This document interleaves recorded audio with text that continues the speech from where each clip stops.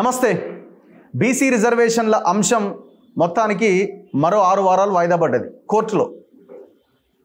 So ఏం జరుగుతుంది elections ఉంటాయా ఉండయా అంటే మనం ఈరోజు కాదు ముందు నుంచి చెప్తున్నాం, ఇది ఈ రకంగా వెళ్తే అయ్యే అవకాశం లేదని చాలామంది చెప్తున్నారు. సరే, దీన్ని కొంతమంది సమర్థించారు, కొంతమంది అవకాశం ఏదో దొరికింది కదా చూద్దాము, ముందుకెళ్దాము, ఆ తర్వాత అయ్యేది ఇట్లా రకరకాలుగా ఎవరి అభిప్రాయాలతో వాళ్ళు ముందుకెళ్ళారు. ఇక అల్టిమేట్గా కోర్టుల వరకు అంశం వచ్చినప్పుడు ఆ కోర్టులో ఈ అంశాన్ని తేల్చాలి. హైకోర్టు ముందుకు వచ్చింది. హైకోర్టు నిన్న ఇచ్చినటువంటి నోటిఫికేషన్ మీద స్టే ఇచ్చింది. సో ఇక ఎలక్షన్స్ లేవు. మరి ఇంతవరకు ఈ జరిగిన ప్రాసెస్, అసలు ఈ డైరెక్షన్, ఈ దిశ సరైన దిశలో వెళ్ళిందా, సరైన మార్గంలో వెళ్ళిందా లేదా అన్నది డిస్కస్ చేయాలి. ఒకటి, భవిష్యత్తు ఏంటి, ఇప్పుడు ఈ డైరెక్షన్లో వెళ్ళడానికి కారణం ఏంటి, ఎవరు చెప్పినా ఎందుకు వినలేదు, అండ్ రెండోది వాట్ నెక్స్ట్, ఏం చేయాలి. పాత పద్ధతిలోనే పాత రిజర్వేషన్స్కి అనుగుణంగానే ఎలక్షన్లకు వెళ్ళాలన్నా, కొత్త రిజర్వేషన్స్ వచ్చేదాకా సాధించుకోవడానికి ముందుకెళ్ళాలన్నా ఏం చేయాలి.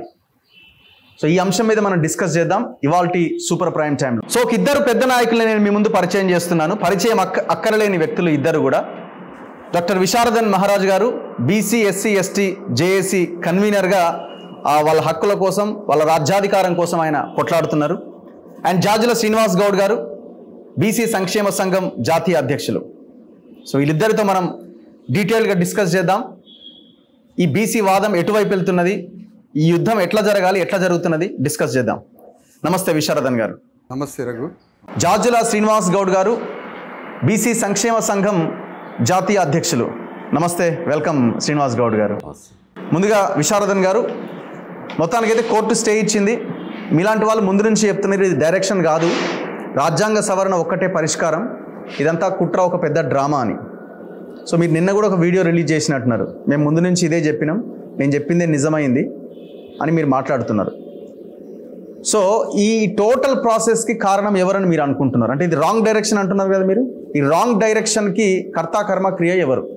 ఈ టోటల్ ఈ జరిగినటువంటి ఈ మొత్తం ప్రయాణానికి nucleus point Revanth Reddy, the fundamental basic point. అతను తప్ప మరొక పర్సనే కనపడట్లేదు ఇక్కడ. ఎందుకు అంటే అసలు దీని నేపథ్యం ఏంటి? జనరల్గా మనం గతంలో అనుకున్నట్టు కొంచెం గట్టిగా, రేవంత్ రెడ్డి కేసీఆర్ అనే సామ్రాజ్యాన్ని కూలదోయాలి. కూలదోయడానికి అతనికి ఒక బలమైన అతిపెద్ద ఆయుధం కావాలి. ఆ ఆయుధమే 42% రిజర్వేషన్స్. దీన్ని చాలా ప్లాన్డ్గా ఏఐసిసి అందరితో మాట్లాడుకొని చాలా పెద్ద ఎత్తున కామారెడ్డి డిక్లరేషన్ పేరుతోటి 42% ఆయుధాన్ని బయటికి తీయడం జరిగింది. ఈ 42% ఆయుధాన్ని ఎట్లా అమలు చేయాలి అంటే ఆయనే ఆయుధం బయట తీసిండు. దాన్ని ఏ సందర్భంలో ఎప్పుడు ఎట్లా వాడాలి, ఆయుధంతో ప్రజల భావోద్వేగాలతోటి బీసీలందరినీ ఎట్లా సమీకరించాలో ఆయనకి ఒక పకడ్బందీ వ్యూహం ఉన్నది. ఇక్కడ ఆయన ఏం ఫెయిల్ కావడము అట్లాంటిది కాదు. ఎందుకు అంటే బీసీ వాదం ఏదైతే ఉందో ఆ వాదాన్ని అద్భుతంగా అతనే తెర మీదికి తేవడం, కను మరుగు చేయడం, 2 కార్యక్రమాలు చేస్తున్న క్రమంలో అనౌన్స్ చేసినటువంటి 42% రిజర్వేషన్స్ని అమలు చేయాలి. ఇప్పుడు గవర్నమెంట్ వచ్చింది, అమలు చేయాలంటే ఎట్లా? గతంలో టీఆర్ఎస్ ప్రభుత్వం ఆ విధంగా చేసి ఓడిపోయింది. తను కూడా 2-3 రకాలుగా ప్రయత్నం చేయడం జరిగింది. అంతిమంగా లాస్ట్కి ఏ ప్రయత్నానికి వచ్చిండు? తాను జీవో ఇచ్చే దగ్గరికి వచ్చిండు. జీవో ఇచ్చేటప్పుడు 100 మంది న్యాయ కోవిధులు ఉంటారు, లా సెక్రటరీలు ఉంటారు, అడ్వకేట్ జనరల్స్ పాతోళ్ళు కొత్తోళ్ళు ఉంటారు, హైకోర్టు జడ్జిలు, సుప్రీంకోర్టు జడ్జిలు, ఈ వలయం మధ్యలోనే గవర్నమెంట్ నడుస్తూ ఉంటుంది. ఒక కామన్ మ్యాన్, ఒక మామూలు ఈ మధ్య కాలంలో ఏ గ్రామంలోనైనా చైతన్యమైన ఓ బీసీ చదువుకున్న యువకుడిని అడిగితే ఎవరైనా, సార్ తమిళనాడులో రిజర్వేషన్స్ వచ్చినాయట, అది 9th షెడ్యూల్లో పెట్టి రక్షణ తెచ్చుకున్నారు, 9th షెడ్యూల్లో ఒక అద్భుతమైనటువంటి ఇలాంటి తీసుకొచ్చుకున్నప్పుడు అందులో పెట్టుకుంటే ఏ కోర్టు కొట్టేయలేనటువంటి ఒక పరిస్థితి, ఒక అద్భుతమైన వజ్ర సమానమైన రక్షణ కవచం అది.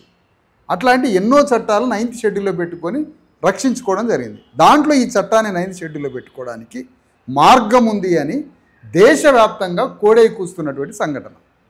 అయినప్పటికీ కూడా ఈ రాష్ట్రంలో ఉన్న ప్రజలకి, బీసీ ప్రజల ముందు రేవంత్ రెడ్డి తన తప్పు ఎక్కడా లేదు, తన ప్రయత్నంలో ఎక్కడా విఫలం లేదు అని ఎంతో జాగ్రత్తగా ఆడుకుంటూ వేసుకుంటూ వచ్చాడు. వచ్చి ఆ జీవోతో ఈరోజు కోర్టులో చెప్పినటువంటి ఈరోజు 6 వారాలు కౌంటర్ దాఖలు చేయండి, 4 వారాలు కాదు. అక్కడ ఫస్ట్ ఏం చేసింది కోర్టు? దాన్ని బ్రేక్ చేసిందా లేదా? పాయింట్ పట్టుకోవాలి దాన్ని. ఎందుకు బ్రేక్ చేసింది? 6 వారాల తర్వాత కౌంటర్ అనేది పక్కన పెడదాం, తర్వాత ఏ బెంచ్కి పోవడం, సుప్రీంకోర్టుకు పోవడం పక్కన పెడదాం. ఫస్ట్ బ్రేక్ చేసిందా లేదా? కారణం ఏంటి బ్రేక్ చేయడానికి? ఆ చట్టానికి లీగాలిటీ లేదు, కాన్స్టిట్యూషనల్ వ్యాలిడిటీ లేదు, దానికి ఎటువంటి పరిమితులు అవన్నీ చూసి చెక్ చేసి ముందు దాన్ని బ్రేక్ చేసింది. ఈ బ్రేక్ చేయడం అనే దాంట్లో రేవంత్ రెడ్డి సంపూర్ణ బాధ్యుడు. అతను 100% బాధ్యుడు.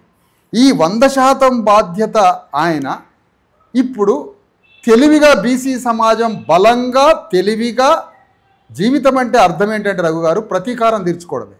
లైఫ్కి మీనింగ్ భోంచేయడం కాదు, ప్రతీకారం తీర్చుకోవడం.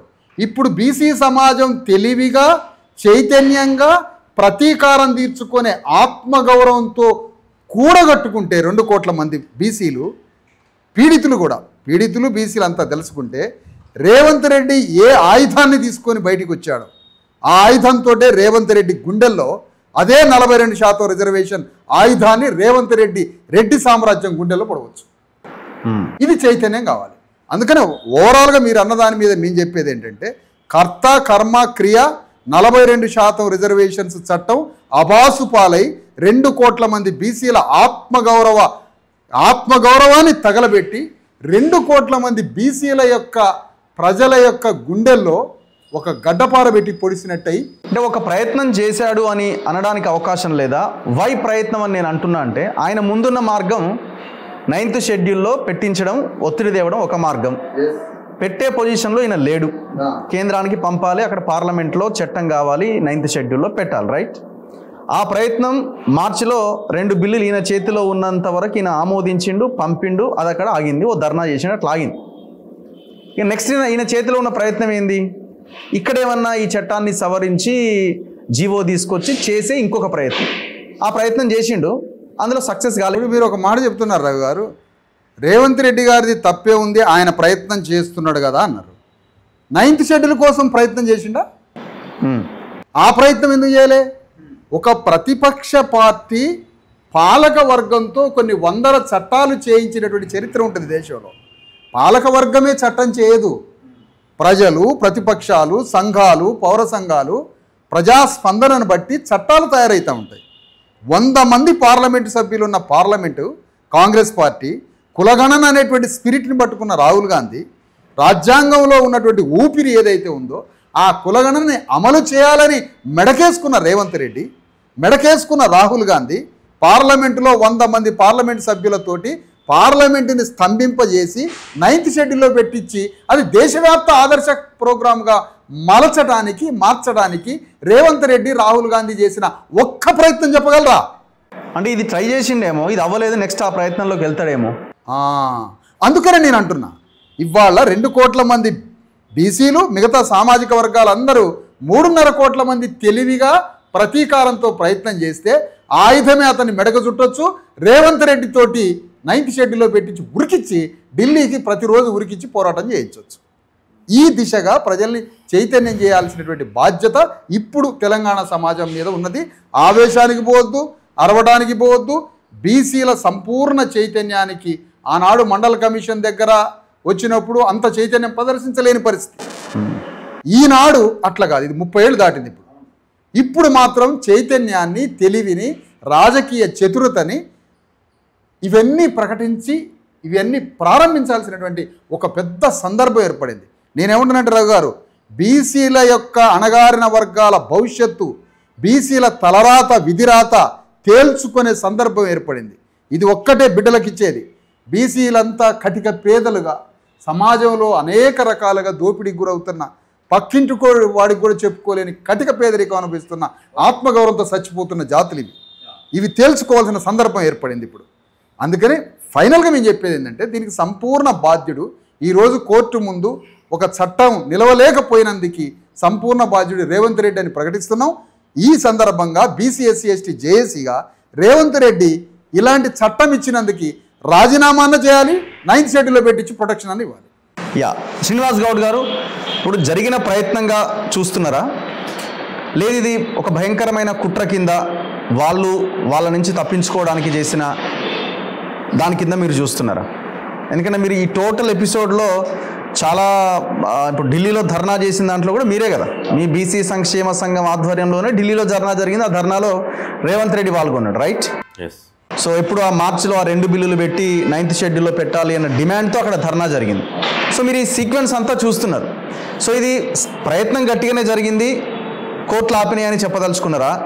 ఏ రకంగా మీరు దీన్ని ఇంటర్ప్రిట్ చేస్తారు? ఇప్పుడు రిజర్వేషన్ల యొక్క చరిత్ర చూస్తే మొదటి నుంచి ఒక సామాజిక వర్గానికి రిజర్వేషన్ రావాలంటే ఒక రాష్ట్ర ప్రభుత్వంతో రిజర్వేషన్ రావు. అది రాష్ట్ర ప్రభుత్వము కేంద్ర ప్రభుత్వం రెండు అనుకుంటే తప్ప అది సాధ్యం కాదు.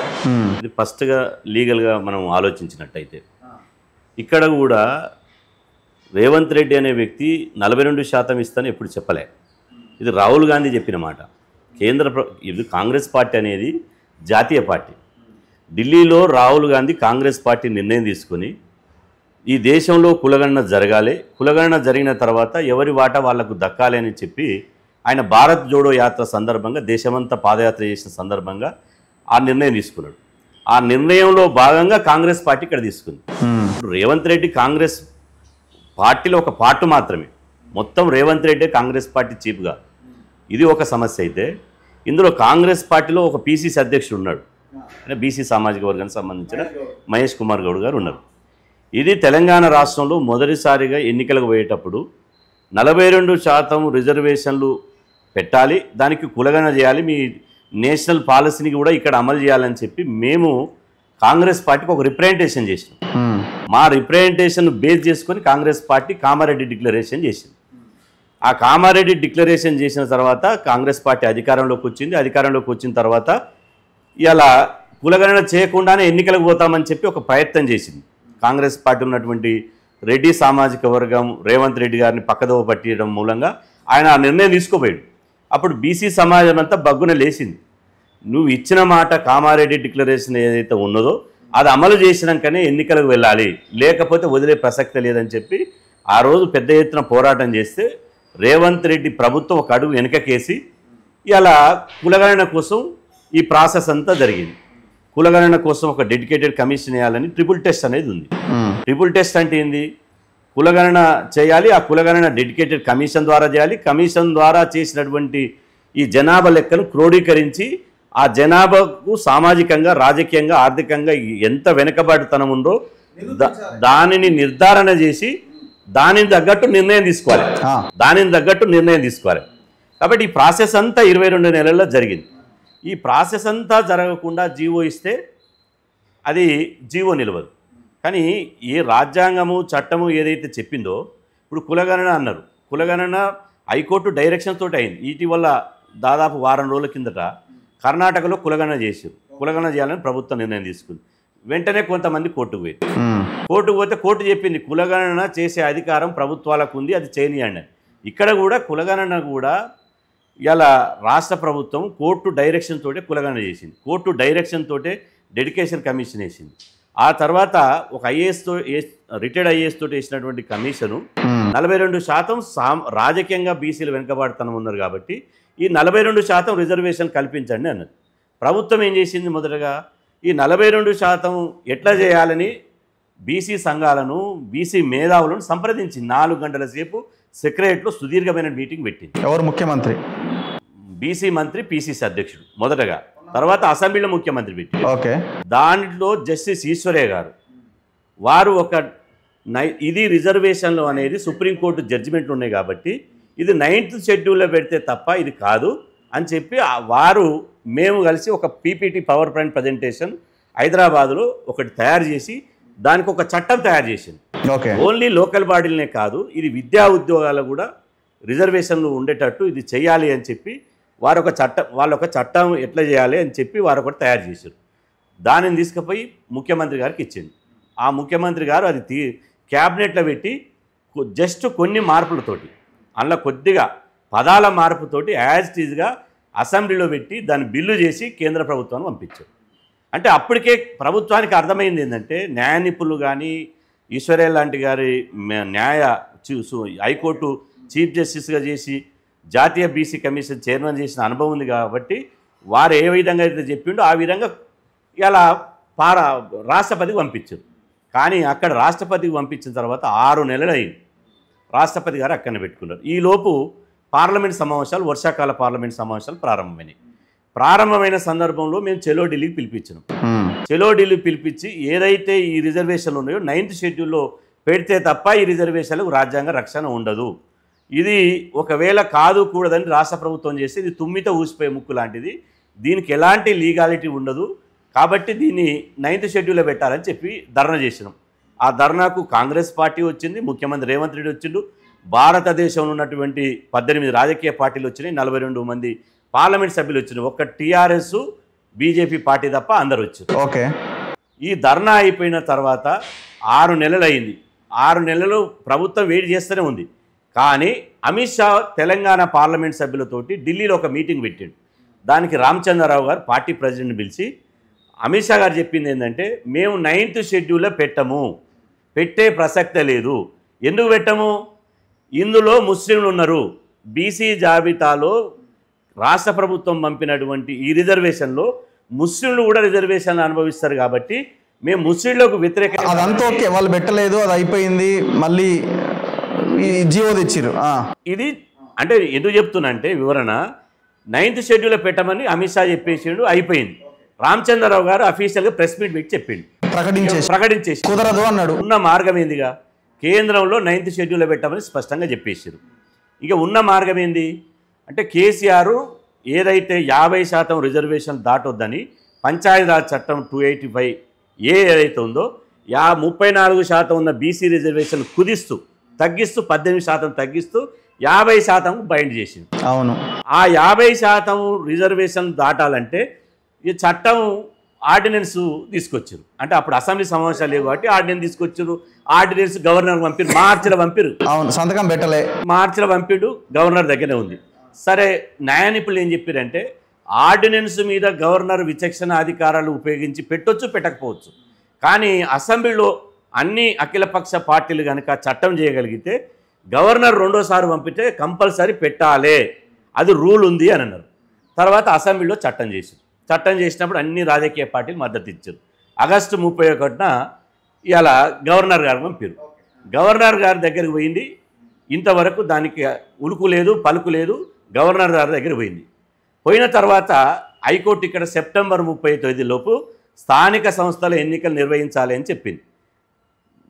ఎన్నికలు నిర్వహించేటువంటి సందర్భం లోపల హైకోర్టు ఒక ప్రభుత్వం నుంచి రిటర్న్గా ఒక అఫిడవిట్ తీసుకుంది. 30 లోపు మేము ఎన్నికలు నిర్వహిస్తామని ప్రభుత్వం ఒక రిటర్న్గా అఫిడవిట్ ఇచ్చింది.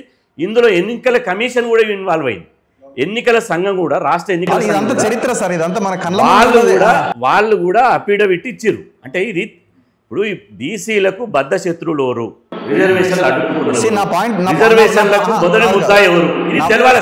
ఆయన ముద్దాయి ఓన్లీ విశారదన్ గారు చెప్తున్నది, ఓన్లీ రేవంత్ రెడ్డి అన్నది ఆయన విశారదన్న చెప్పేది కరెక్టే, కానీ ఇక్కడ ఈ రిజర్వేషన్లకు గండి కొట్టి 2 కోట్ల మంది గుండెల్లో గుణపం దింపిన వాడు ఎవడు? బీజేపీ. ఓకే, ఓన్లీ కట్టినట్టు కనపడుతుంది కదా. ఇప్పుడు అసెంబ్లీలో చట్టం చేసినప్పుడు అఖిలపక్షం గవర్నర్ కలిసారు, బీజేపీ వాళ్ళని రండి గవర్నర్ కలుద్దామంటే మేము రాము, మేము సపరేట్గా కలుస్తామన్నారు. ఎందుకు కలవలే? నా పాయింట్, గవర్నర్ ఎందుకు కలవలే? మీరు అన్న పాయింట్ రైట్. రాష్ట్రపతి భవన్ ప్రభావితం చేశారు, ఇక్కడ రాజ్భవన్ ప్రభావితం చేశారు. మీరు అన్న పాయింట్ రైటే, నేను కాదనట్లేదు. కానీ అదే సమయంలో మీరు అన్నారు అమిత్ షా ప్రకటించిన తర్వాత వేరే మార్గం లేదు కాబట్టి జీవో దిశగా ముందుకెళ్ళిరని. కానీ మార్గం పోరాటం కదా అన్నది ఒక క్వశ్చన్. రెండోది, పోరాటంలో భాగంగా 2 సార్లు జంతర్ మంతర్ వేదిక ధర్నా చేసింది కదా. మేము చేసినప్పుడు ధర్నా చేసినప్పుడు వాళ్ళు పాల్గొన్నారు. కాంగ్రెస్ పార్టీ కూడా వాళ్ళు సపరేట్ రైలు కట్టుకొని ధర్నా చేశారు. ప్రాసెస్ అంతా ఎందుకు? నేను అనేది ఇప్పుడు ఈ జీవోకి సంబంధించి పంచాయతీరాజ్ చట్టము 285A, తర్వాత అసెంబ్లీ ఆర్డినెన్స్, జీవో, ఇదంతా ప్రాసెస్ అవుతుందా, దీనివల్ల అవ్వదా అని అదే న్యాయ కోవిదులు చెప్పరా? రిజర్వేషన్లు ఏ సామాజిక వర్గానికి రావాలంటే కొన్ని పారామీటర్స్ ఉంటాయి. ఇది మనం తెలుసుకోవాల్సింది ఏంటంటే ఉన్న పలంగా రాత్రికి రాత్రే ఏ ప్రక్రియ చేయకుండా రిజర్వేషన్ రావాలంటే రావు. ఈ ప్రక్రియ అంతా ఏదైతే సుప్రీంకోర్టు హైకోర్టు డైరెక్షన్స్ ఉన్నాయో ఇది చట్టబద్ధమైనటువంటి ప్రక్రియ. ఈ ప్రక్రియ చేసిన తర్వాతనే ప్రభుత్వం ముందుకెళ్ళింది. కాబట్టి ఇక్కడ 2 సార్లు జంతర్ మంతర్ ధర్నా చేశారు, 5 సార్లు ప్రధానమంత్రికి ప్రభుత్వం తరపున, మేము ఇండివిజువల్గా రాయాలి, ప్రభుత్వం తరపున రాష్ట్ర ప్రభుత్వం తరపున ప్రధానమంత్రికి 5 సార్లు లేఖలు రాశారు. అఖిలపక్షం మేము ఇట్లా చట్టం చేసినాం, మిమ్మల్ని వచ్చి కలుస్తామయ్యా, మీకు సమయం ఇవ్వండి అన్నాడు. ఇవ్వలే. ఎందుకు ఇవ్వలే? ప్రధానమంత్రి ఎందుకు ఇవ్వలేదంటే దీనికంటే ముందే బీహార్లో కులగణన చేశారు, అక్కడ అసెంబ్లీలో చట్టం చేశారు, ఆ తర్వాత పాట్నా హైకోర్టు కొట్టేసింది, సుప్రీంకోర్టు స్టే ఇవ్వలేదు. దాంతో నితీష్ కుమార్ గారు, తేజస్వి యాదవ్ గారు బీహార్లో ఉన్నటువంటి అఖిలపక్షం పోయి ప్రధానమంత్రిని కలిసి మా జనాభా ఎంత ఉంది, కేంద్రం ఆమోదిస్తే తప్ప రిజర్వేషన్లకు పర్మిట్ లేదు, పెంచుకునే అధికారాలు రాష్ట్ర ప్రభుత్వాలకు లేదు, కాబట్టి మీరు జోక్యం చేసుకొని మాకు పెంచేటువంటి పవర్ ఇవ్వమని ప్రధానమంత్రిని కలిస్తే ఉలుకు లేదు పలుకు లేదు. బీసీ ప్రధానమంత్రి అసలు ఎన్డీఏ భాగస్వామ్యం ఉన్నటువంటి పార్టీలు కలిస్తేనే ఆయన రిజర్వేషన్లకు పర్మిట్ చేయలే. ఇవాళ రేవంత్ రెడ్డి ఈ కాంగ్రెస్కు ఈ ప్రతిపక్షమైనటువంటి నరేంద్ర మోదీ టైం ఇయ్యడు, రాష్ట్రపతి టైం ఇయ్యడు. ఉన్న మార్గం ఏంది? బీజేపీ వాళ్ళు. నా పాయింట్ సార్, వీళ్ళు చిత్తశుద్ధితో ఉన్నారని మీరు నమ్ముతున్నారు, రైట్? చిత్తశుద్ధి అని అంటారు. ఇప్పుడు ఈ విషయం వరకు చిత్తశుద్ధి, వేరే విషయం లేదు. అది ఇదే అంటున్నాను. రకరకాల వ్యవహారాలు కావచ్చు, మొదటి నుంచి అందులో ప్రత్యక్షంగా మేము పాల్గొన్నాం కాబట్టి, దగ్గరుండి చూసినాం కాబట్టి. ఒక రేవంత్ రెడ్డి లేడు. ఇలా రేవంత్ రెడ్డి కనుక చేతుల అధికారం ఉంటే ఎప్పుడో ఎన్నికలకు పోయేవాడు, 22 నెలలు ఆగేవాడు కాదు. జానారెడ్డిని పక్కన కూర్చోబెట్టుకున్నాడు, ఎన్నికలకు పోయేవాడు. ఇక్కడ బీసీ నాయకత్వం ఎవరైతే మహేష్ కుమార్ గౌడ్ గారు, వాకాడి శ్రీహరి గారు, పొన్నం ప్రభాకర్ గారు, ఆ బీసీ ఇప్పుడు కాదు సార్, ఓవరాల్ గా కాంగ్రెస్ పార్టీ 42% మీద చిత్తశుద్ధితో ఉన్నారన్నది మీరు లేవనే కదా 22 నెలలు ఎన్నికలు జరగకుండా ఉన్నది. ఇక్కడ ఇలా కిషన్ రెడ్డి గారు ఏం మాట్లాడతారు? కిషన్ రెడ్డి గారు 10% ముస్లింలకు రిజర్వేషన్లు ఎట్టిచ్చారు అంటాడు. ఇలా నేను అంటున్న బీజేపీ ఒక్క నిమిషం చెప్తున్నా, మండల్ కమిషన్ నుంచి వ్యతిరేకంగా ఉన్నది ఎవరు? మండల్ కమిషన్ ఉద్యమం వచ్చినప్పుడు కమండల్ ఉద్యమం వేసింది. నిన్నగాక మొన్న సుప్రీంకోర్టు చీఫ్ జస్టిస్ మీద ఈ బూటు విసింది ఎవరు? రిజర్వేషన్లు సమీక్షించాలన్నది ఎవరు? అసలు రిజర్వేషన్లు ఇస్తే ప్రతిభ దెబ్బతింటుంది, మెరిట్ దెబ్బతింటుంది, వీళ్ళు గాడిదలతో సమానం అని చెప్పి ఊరేగించింది ఎవరు? ఇవాళ ఇక్కడ మురళీధర్రావు కమిషన్ ఉమ్మడి ఆంధ్రప్రదేశ్లో ఉద్యమాలు వస్తే ఇవాళ లెఫ్టిస్టులు, రైట్, తర్వాత సామాజిక ఉద్యమ శక్తులు ఒకటైతే మిగతా వాళ్ళు ఒకటై రిజర్వేషన్లకు ఉద్యమం చేసిన వాళ్ళు ఎవరు? ఆయన చెప్తున్న మాటలు ఇంతకంటే క్లారిటీ కావాలా? ఇప్పుడు జాజుల శ్రీనివాస్ గౌడ్ గారు ఒక నేరేట్ ప్రాసెస్ అంతా చెప్తున్నాడు, కానీ జరిగిన ప్రక్రియ చెప్తున్నాడు.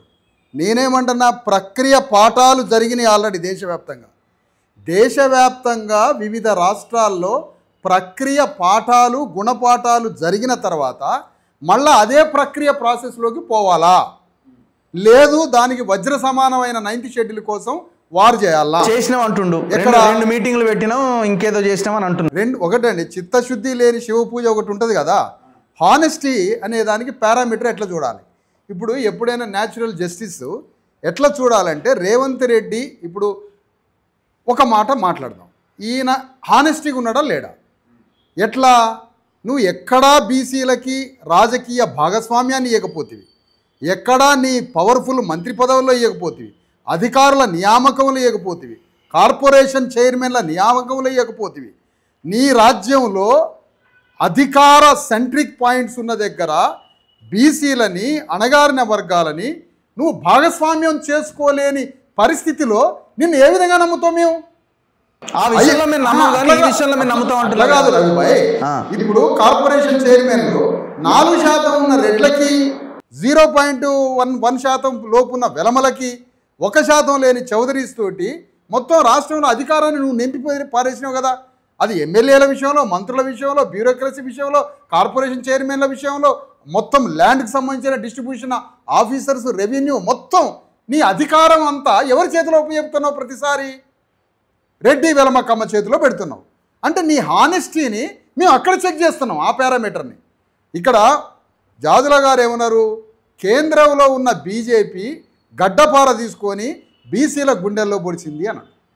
నేనేమంటానంటే 100% కరెక్టే, కానీ కత్తి పెట్టి గొంతు కోయడం ఉంటుంది చూసారా, ఆ గొంతు కోయడం రేవంత్ రెడ్డి చేస్తే, గుండెల్లో బీజేపీ గడ్డపార పెట్టి దించితే లోపల కాళ్ళ మధ్యలో బీర్జాలుతుంది టీఆర్ఎస్.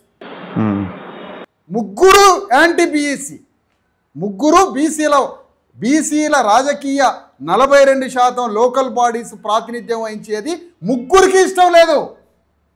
కాంగ్రెస్కి ఇష్టం లేదు, బీజేపీకి అసలే ఇష్టం లేదు, టీఆర్ఎస్కి అసలే ఇష్టం లేదు. ముగ్గురు కలిసి మూగ బాలిక మీద అత్యాచారాలు చేశారు. ఈ పర్టికులర్ అంశం మీద కొంత చిత్తశుద్ధి ఉన్నది. సరే, రేవంత్ రెడ్డికి లేకపోయినా అందరూ కలిసి చిత్తశుద్ధి కూడా ఆ ప్రాసెస్ కూడా ఎందుకు చేసాడు? ఇలాంటి ఉద్యమాలను చూసి వీళ్ళు ఉన్నారు, ఈ ఉద్యమకారులు ఉన్నారు, వాళ్ళు ఉన్నారు, కొద్దిగా చైతన్యంగా ప్రవర్తిస్తున్నదని ఆ ప్రపోజల్ ఏదైతే ఆ ప్రణాళిక ఉందో ఆ ప్రక్రియలో ఆ మాత్రం ప్రక్రియ చేసుకుంటూ వచ్చిండు. కానీ ఆయన లోపల హానెస్టీని ఒక పారామీటర్తో చెక్ చేయాలా రఘుబాయి, ఎందుకంటే ఇది చాలా కీలకమైన విషయం. నువ్వు ఎక్కడా పీడిత వర్గాల్ని ప్రధానమైనటువంటి ఒక డిఎస్పీ పోస్ట్ ఉంటుంది సార్, ఒక సూపరింటెండెంట్ ఆఫ్ పోలీస్ పోస్ట్ ఉంటుంది, డీజీపీ పోస్ట్ ఉంటుంది, అనేక కార్పొరేషన్ చైర్మన్లు ఉంటాయి, మంత్రి పదవులు ఉంటాయి, అనేక బలమైనటువంటి సెంట్రిక్ పాయింట్స్ ఉంటాయి. ఇలాంటి పవర్ఫుల్ సెంట్రిక్స్లో నువ్వు రెడ్డి కమ్మ వెలమల్ని చేర్చున్నావా, అణగారిన వర్గాలను చేస్తున్నావా? ఆ హానెస్టీని మేము ఎందుకు చెక్ చేయకూడదు? అందుకని మేము కోరేది ఏంటంటే రేవంత్ రెడ్డి ప్రక్రియ అనే దాని ఏదైతే ప్రాసెస్ అది దేశవ్యాప్తంగా అనేక రాష్ట్రాల్లో జరిగింది కదా, అనేక రాష్ట్రాల్లో గుణపాఠాలు వచ్చినాయి కదా. ఇప్పుడు అక్కడ ఏం చేశారు, తేజస్వి వాళ్ళు యాదవులు వాళ్ళు పోయి ప్రధానమంత్రిని అడిగిండు. మరి ప్రధానమంత్రిని అడిగినప్పుడు ఆ ప్రధానమంత్రి ఏమన్నాడు, మీ రాష్ట్రాల్లో పెంచుకునే అవకాశం ఇవ్వండి అని వీళ్ళు అడిగినప్పుడు వాళ్ళు మౌనంగా ఉన్నారు అన్నారు. మరి ఆ పాఠం మనకేం చెప్తున్నది? స్టేట్ ఏం చేయలేదు అని చెప్తున్నది. ఆ పాఠం మనకి ఒక పాఠమే కదా. అనేక legal judgements, Indra Sawhney case, అనేక కేసులు మనకి జడ్జిమెంట్స్ ఉన్నాయి. ఇవన్నీ పాఠాలే కదా, ఇవన్నీ గుణపాఠాలే కదా. ఇప్పుడు మన ముందు ఉన్నదేంటి? నీ పక్క రాష్ట్రం, నువ్వు లేస్తే తమిళనాడు పోయేస్తున్నావు, కేరళ పోయేస్తున్నావు, అప్ అండ్ డౌన్ చేస్తున్నావు. నువ్వు తమిళనాడు పోయి నేర్చుకున్నది ఏంటి? కేసీఆర్ 10 మందిని తమిళనాడు పంపటం. మరి తమిళనాడులో ఏమైనా ఏంటంటే అసలైందని ఒకటే మాట రఘు గారు, రేవంత్ రెడ్డి 10 సార్లు తమిళనాడు పోయిండు, స్టాలిన్ దగ్గరికి పోయిండు.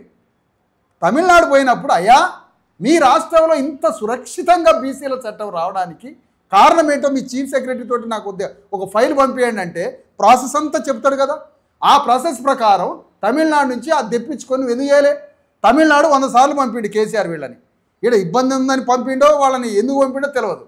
వాళ్ళని పంపినప్పుడు తమిళనాడు నుంచి వీళ్ళు ఏమి నేర్చుకున్నారు? తమిళనాడు చట్టం ఉన్నది, తమిళనాడు చట్టం ప్రకారం బీజేపీ ఎందుకు చేయట్లేదు? లేదంటే వీళ్ళంతా ఎందుకు చేయట్లేదు? వీళ్ళకి ప్రధానంగా బీసీ ప్రజల్ని, ఎస్సీ ఎస్టీ బీసీ ప్రజల్ని, వీళ్ళని ప్రాతినిధ్యం రాజ్యంలో వీళ్ళకి ప్రాతినిధ్యం లేకుండా చేసే ఒక మోటివ్ ఉన్నది. అందుకని మోటివ్ చెక్ చేయాలి మనం. ఒక జడ్జి గారు కానీ, ఒక హత్య కేసు కానీ, ఒక కేసు ఏదైనా జడ్జి చేసేటప్పుడు అంతకుముందు ఇతని క్యారెక్టర్ ఏంటి అని చూస్తారు. రేవంత్ రెడ్డి క్యారెక్టరు బీసీలకి, అణగారిన వర్గాలకి అనుకూలమా లేదా అనేది ఈ క్యారెక్టర్ని ఆ పారామీటర్తో ఎందుకు చెక్ చేయకూడదు? ఆ చెక్ చేయడంలో మనకేంటి, ఇతను నటిస్తున్నాడా, హానెస్టీగా ఉన్నాడా? బీసీలకు ఇచ్చే 42% రిజర్వేషన్ జీవో లైన్ తీసుకున్నాడంటే నటిస్తున్నట్టే కదా. అంతకుముందు చెకింగ్ చేస్తుంటే ఇది బయటపడింది కదా. నీకు గుణపాఠాలు ఉన్నాయి కదా, అనేక రాష్ట్రాల్లో గుణపాఠాలు ఉన్నాయి కదా. పక్క రాష్ట్రంలో 9th షెడ్యూల్లో పెట్టించింది కదా. బీహార్లో ఫెయిల్ అయింది, అనేక సుప్రీంకోర్టు కేసులలో 42% ఫెయిల్ అయిపోయింది. 42 కాదు, ఇది 50% సంబంధించింది ఫెయిల్ అయిపోయింది. ఈ గుణపాఠాలు అన్నీ ఉండగా 22 నెలల ప్రక్రియ ఎందుకు చేసినట్టు బాబు నువ్వు? నేను ఒకటే కోరుతున్నా సార్, పార్లమెంటులో నువ్వు ఈ చట్టం కోసం దేశవ్యాప్తంగా కేంద్రంలో 9th షెడ్యూల్లో పెట్టించి ఈ చట్టాన్ని సురక్షితంగా 9వ షెడ్యూల్లో ఫిక్స్ చేసి నువ్వు తీసుకొచ్చే 42% తీస్తావా, లేదా మా చైతన్యం పెడితే నువ్వు 52% అని తేవాల్సి ఉంటుంది. వాళ్ళు శ్రీనివాస్ గౌడ్ గారు మీరేం చెప్పదలుచుకోండి? నేను చెప్పేది ఏంటంటే, రేవంత్ రెడ్డి అనేవాడు కాంగ్రెస్ పార్టీ చీఫ్ కాదు. రేవంత్ రెడ్డి గారి చేతిలో పోస్టింగులు, ఐఏఎస్ల పోస్టింగులు, ఐపీఎస్ల పోస్టింగులు ఏదైతే ఉన్నాయో 100% తన సామాజిక వర్గానికి ఇచ్చుకుంటున్నాడు. దాంట్లో ఎలాంటి సందేహం లేదు. అది వేరే విషయం. ఇక్కడ రిజర్వేషన్లోకి వచ్చేవరకల్లా పార్టీ అన్నప్పుడు, ఉదాహరణకు మొన్న 2వసారి మంత్రివర్గ విస్తరణ జరిగింది. ఒక్క రెడ్డి లేకుండా మంత్రివర్గ విస్తరణ చేశారు కాంగ్రెస్ పార్టీ. 2 ఎస్సీలకు ఇచ్చారు, 1 బీసీకి ఇచ్చారు. ఎమ్మెల్సీలు అవకాశం ఇచ్చారు. ఎమ్మెల్సీలు ఒక్క గాంధీ భవన్ చరిత్రలోనే 1 రెడ్డి లేకుండా ఎమ్మెల్సీలకు అవకాశం ఇచ్చారు. 5గురికి ఇస్తే 5గురు వీళ్ళని చూసి బీఆర్ఎస్ తప్పదన్నట్టు దాసో శ్రవణ్ గారికి ఇచ్చారు బీసీకి. కాబట్టి ఇక్కడ కాంగ్రెస్ పార్టీ చీపు కాదు. రేవంత్ రెడ్డిని మనం ఎక్కువ ఊహించుకోవాల్సిన అవసరం లేదు. ఇక్కడ కాంగ్రెస్ పార్టీ ఏదైతే ఉందో, మల్లికార్జున ఖర్గే ఒక దళిత బిడ్డ, ఒక సోషల్ జస్టిస్ నాలెడ్జ్ తోటి వాళ్ళు ఇప్పుడు రెడ్డిలకు ఇప్పటికి ఇచ్చిందే ఎక్సెస్ అయిపోయింది, ఇప్పుడు సోషల్ జస్టిస్ తోటి మనం పోవాలి, సోషల్ కాజ్ తోటి వాళ్ళ కులగణన ఎవరి వాటా వాళ్ళకి దక్కాలి. నాది ఒకటే క్వశ్చన్, ఇప్పుడు ఆల్రెడీ మనకి విశారదన్ గారు చెప్పినట్టు మనకు గుణపాఠాలు ఉన్నాయి, పాఠాలు ఉన్నాయి, అది కాదు స్టేట్లో మనం ఏం చేయలేమని ఒక లైన్కి వచ్చిన తర్వాత రేవంత్ రెడ్డి సరే ఆ లైన్లో నటిస్తున్నాడో ఇంకోటో చేస్తున్నాడో అనుకుందాం. మీరంటున్న ఆ కాంగ్రెస్ హైకమాండ్ నాయకులు ఎవరైతే ఉన్నారో ఇప్పుడు రెడ్లకు కాదు బీసీలకు ఇస్తున్నారని మీరు చెప్తున్నారు కదా, మరి ఈ కోణం ఎందుకు ఆలోచించలే? అరే ఇది ఆడ కాదు భయ్, ఇడికే రావాలి, మీరు ఢిల్లీకి వచ్చే ధర్నా చేయాలని. జూబ్లీహిల్స్లో ఎంతో మంది పోటీ పడ్డారు, ఒక బీసీకి ఇచ్చారా లేదా? రేవంత్ రెడ్డి చేతులు ఉంటే ఇవ్వకపోతుంది, అధిష్టానం ఇచ్చింది. కొన్ని ఎగ్జాంపుల్ చెప్తున్నా. ఇప్పుడు మరి ఇది ఎందుకు చేయలేదు సార్, ఈ కోణం ఎందుకు ఆలోచించలేదు అంటున్నాను. ఒక దారి మూసుకుపోయి ఎట్లా మూసుకపోవడం ఎట్లా? తెలంగాణ మూమెంట్ ప్రతి సందర్భంలో మరి మూసుకపోయిందని అనవచ్చు కదా. అది దానికి పోరాటం చేయాలి, దానికి చెప్తా. రెండో విషయం, ఇప్పుడు ఒక దారి మూసుకుపోయినప్పుడు అది ప్రభుత్వం కాబట్టి, స్టేట్ గవర్నమెంట్ కాబట్టి రెండో ఆప్షన్ ఏందనేది ఆలోచన చేస్తారు. ఈ లోపు మన దగ్గర ఉన్నటువంటి బీసీ నేతలు అనుకునేటువంటి వాళ్ళు కానీ, కొంతమంది మేధావులు కానీ, బీజేపీ పార్టీలు ఉన్నటువంటి వాళ్ళు కానీ, ఫలానా పంచాయతీరాజ్ చట్టం ప్రకారం ఆర్టికల్ 243D6 ప్రకారం ఇవాళ పంచాయతీరాజ్ రిజర్వేషన్లు పెంచుకునే అధికారం రాష్ట్ర ప్రభుత్వానికే ఉంది, దాని మీద ఫైట్ చేయండి అని చెప్పి ప్రభుత్వానికి సలహా ఇచ్చారు. ఇవాళ మేము మొదటి నుంచి వ్యతిరేకించినాం, ఇది స్టేట్ గవర్నమెంట్ కాదు, ఇది సెంట్రల్లో అయితే తప్ప 9th షెడ్యూల్ పెడితే తప్ప. ఈ ప్రయత్నము చేద్దాము వీళ్ళు అంటున్నారు కదా, ఈ ప్రయత్నం చేసి కొట్లాడదామనే ఉద్దేశంతో ప్రభుత్వం గవర్నర్ అసెంట్ కోసం పంపించింది. ఇక్కడ ప్రధానంగా ఇప్పుడు మనం చర్చ చేస్తున్నాం మన తెలుగు స్టూడియోలో, కానీ నిన్న హైకోర్టు స్టే ఇచ్చింది. మనమే రకరకాలుగా దీని మీద నిన్న నుంచి టీవీలలో డిబేట్ జరుగుతుంది. ఎందుకు స్టే ఇచ్చినామో హైకోర్టు సవివరంగా ఏ పాయింట్స్ మీద, ఏ బేస్ మీద అంటే ఇక్కడ స్పష్టంగా మనం వినాల్సింది ఏంటంటే, హైకోర్టు రీజన్స్ చెప్తుంది. ఏ రీజన్ చెప్తుంది? ఒకవేళ కులగణన సరిగా జరగలేదు అని చెప్తుంది, లేదా పబ్లిక్ డొమైన్లో పెట్టలేదు అని చెప్తుంది, లేదా ఇది చట్టాన్ని హైకోర్టు చెప్పిన దాన్ని బట్టి మనం రాష్ట్ర ప్రభుత్వం తప్పు చేసిందా ఒప్పు చేసిందా మనం అని డిసైడ్ చేయొచ్చు. ఇప్పుడు హైకోర్టు ఇంతవరకు చెప్పలే, హైకోర్టు ఇంకా ఎదురు చూస్తున్న ఆర్డర్. దానికి ఇప్పుడు మనం దానికి ఏదో రాకెట్ సైన్స్ లాగా మనం కనిపెట్టాల్సిన అక్కర్లేదు కదా, 2-3 అంశాలే కదా. సంతకం పెట్టకుండా చట్టం ఎందుకైంది అన్నది ఒక పాయింట్, రెండోది 50% గతంలో సుప్రీంకోర్టులో ఉన్న కేసులు, అంతకుమించి ఏముంటుంది అక్కడ? అంటే ఇక్కడ విషయం ఏంటంటే, హైకోర్టులో ఎందుకు పోరాటం చేసినామంటే, ప్రధానంగా భారతదేశంలో బ్రిటిష్ వాళ్ళు 1931లో మాత్రమే కులగణన తీశారు. ఇప్పటికీ ఈ కులగణన ఎస్సీ ఎస్టీలను తప్పించి ఈ కులగణన బ్రిటిష్ వాళ్ళు తీసినటువంటి కులగణన ఆధారంగానే రిజర్వేషన్ పెట్టారు. ఇంతవరకు భారతదేశంలో కానీ తెలంగాణలో కానీ కులగణన జరగలే. కులగణన జరగకముందుకు వచ్చిన జడ్జిమెంట్లు ఇవి. ఇందిరాసాని కేసు 1992 వచ్చింది, 2010లో కృష్ణమూర్తి కేసు వచ్చింది, 2021లో వికాసరావు గవాలి మహారాష్ట్ర కేసు వచ్చింది. ఈ ఎప్పుడు వచ్చినాయి? కులగణన జరగముందుకు వచ్చినాయి. ఈ జడ్జిమెంట్లలో ఒకటి ఉంది. ఇప్పుడు తాజ్మహల్ కట్టింది ఎవరు అంటే రాజుల పేరు చెప్తారు కానీ కట్టిన కూలీల పేరు చెప్పరు. ఇట్లనే ఈ జడ్జిమెంట్లో కూడా ప్రాపగండం ఏమైందంటే 50% దాటొద్దు 50% దాటొద్దు అనే చెప్తున్నారు తప్ప, అందులో ఆ జడ్జిమెంట్లు కూడా పారా నెంబర్ 6లో అసాధారణ పరిస్థితులు ఉంటే, కులాల జనాభా కనుక సామాజిక వెనుకబాటుతనం, రాజకీయ వెనుకబాటుతనం, విద్యాపరమైన వెనుకబాటుతనం మీరు ఎవిడెన్స్తో సహా ఎంపారికల్ డేటాతో సహా ప్రూవ్ చేయగలిగితే, అది చట్టబద్ధంగా రాజ్యాంగబద్ధంగా చేయగలిగితే రిజర్వేషన్లు పెంచుకునే అవకాశం ఉంది అని అదే జడ్జిమెంట్లో చెప్పింది. సరే, ఇప్పుడు కోర్టులు ఎందుకు పరిగణించట్లేదంటే ఇక వాళ్ళు చెప్పాలి, మన క్వశ్చన్ కూడా లేదు. నా పాయింట్ ఏంటంటే, మీరు ఈ జీవో అంశాన్ని మీరు స్వాగతిస్తున్నారు అంతే కదా. అది కూడా గవర్నర్ కనుక నిన్న న్యాయస్థానంలో 2 రోజులు దాదాపు ఒకరోజు 7 గంటలు, ఒకరోజు 3 గంటలు, 10 గంటల సేపు విచారణ జరిగింది. విచారణ జరిగిన సందర్భంలో 10 సార్లు న్యాయమూర్తి గారు అన్నారు, ప్రభుత్వం తరపునటువంటి నియమించినటువంటి అడ్వకేట్లు తమ వాదనలు వినిపించినప్పుడు ఇది పెంచుకునే అవకాశం పంచాయతీరాజ్ చట్టం, విద్యా ఉద్యోగాలు పెడితే మెరిట్ దెబ్బతింటుంది, అది వేరే విషయం. ఇప్పుడు విషయం ఏంటంటే, గమ్మతైన విషయం ఏంటంటే, ఎవరికి తెలియని విషయం ఏంటంటే, ఈ జడ్జిమెంట్లు అన్ని విద్యా ఉద్యోగాలు పెంచొద్దని జడ్జిమెంట్లు ఇచ్చారు, రాజకీయ రంగంలో పెంచొద్దని ఎక్కడ చెప్పలే. ఈ రిజర్వేషన్లు విద్యా ఉద్యోగాలు మాత్రమే పెంచాలని ఇచ్చారు. ఇది రాజకీయ రంగంలో మీకు కనుక ఎంపారికల్ డేటా కనుక ఉంటే పెంచుకోవచ్చని ఇచ్చారు. కానీ జడ్జి గారు ఏమన్నారు, మొన్న 10 గంటల సేపు విచారణ సందర్భంగా ఓకే, ఇది మీరు అన్ని పార్టీలు ఈ బిల్లుకు ఈ చట్టానికి మద్దతు ఇచ్చినాయి, జీవో నెంబర్ 9 తీసుకొచ్చారు, చట్టం చేసారు. చట్టముకు సంపూర్ణమైనటువంటి సాధికారిత ఎప్పుడు వస్తుంది? గవర్నర్ సంతకం చేసినప్పుడు మాత్రమే వస్తుంది.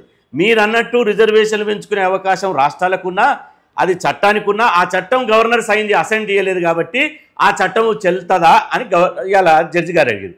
మరి ఇక్కడ గవర్నర్ ఎవరి చేతులు ఉన్నాడు? గవర్నర్ ఎవరు నియమిస్తాడు? రాజ్భవన్ ఎవరు ఆదేశాలు పాటిస్తుంది? రేవంత్ రెడ్డి ఆదేశాలు పాటించదు, కాంగ్రెస్ పార్టీ ప్రతిపక్షంలో ఉన్న ఆదేశాలు పాటించదు.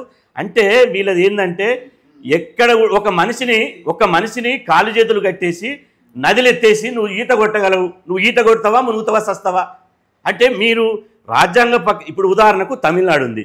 తమిళనాడులో లోకల్ బాడీ ఎన్నికల రిజర్వేషన్లు ఉన్నాయా? టీఆర్ఎస్ వాళ్ళు పోయిర్రు, మేము చూసి వస్తామని 42 మంది పోయిర్రు, ఓటర్లో ఉన్నారు, చూసిర్రు. ఆడికి పోతాలకల్లా లోకల్ బాడీ ఎన్నికల రిజర్వేషన్లే లేవు. ఆ తర్వాత తమిళనాడులో ఎట్లా జరిగింది?